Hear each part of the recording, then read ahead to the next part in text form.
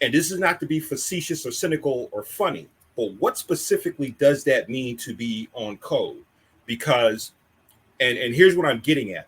I don't want us to think that spitting out phrases, cliches, or nursery rhymes is an actual code if we understand what a code is. One of the definitions of a code is a system of laws. Case in point, when Pac and Dr. Matulu Shakur sat down and put out the 26 principles of thug life, that was an actual code. Right. When the samurai laid out the 8 virtues of the Bushido, that is an actual code. So what do we mean when we say stay on code? It's not a nursery rhyme. It's not a cliche. And I think that this is a critical moment to where if we're going to tell the people to stay on code and be on code, what does that look like? You know, have we taken the time to sit down and write out a series of laws or principles or standards that are universal and transcend all schools of thought? Because I don't want us to get this Jesse Jackson syndrome where we got 70-year-olds talking about up with hope and down with dope. Well, when it comes to our Black empowerment and the Get On Code platform, we simply say get on code, share the code, teach the code, become the code. Our code is empowerment.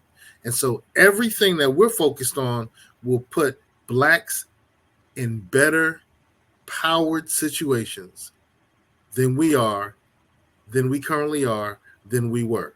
So I try to keep it really simple. If we want to go to the compensatory code that, you know, Neely Fuller wrote up, I love that. That's a great code. But I try to keep it simple. You know, I'm a person that I had a hard time reading. I still do have a hard time reading.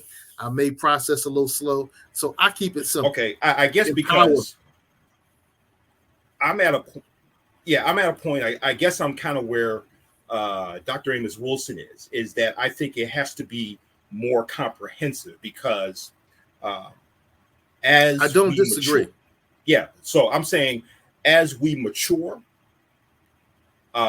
we must mature in our approach, in our process to things.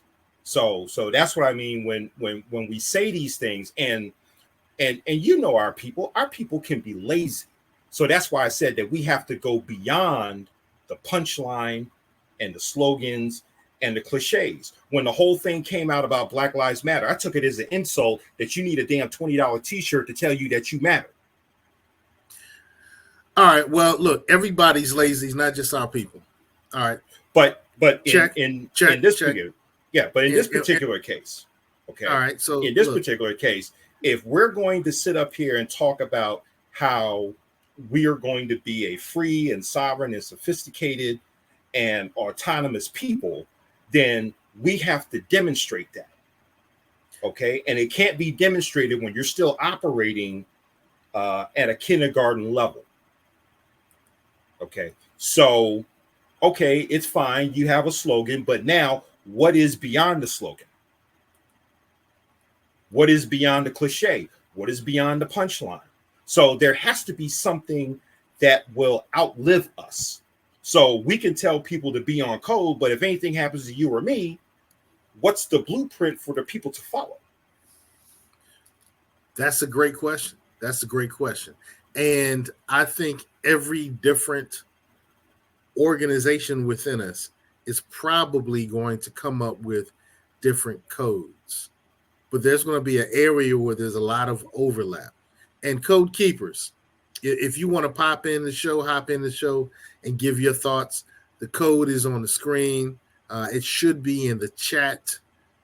So click on that link and, you know, pop on and give us your thoughts on what the code might be. My thought, and what I've said over and over, and particularly with this particular show, is that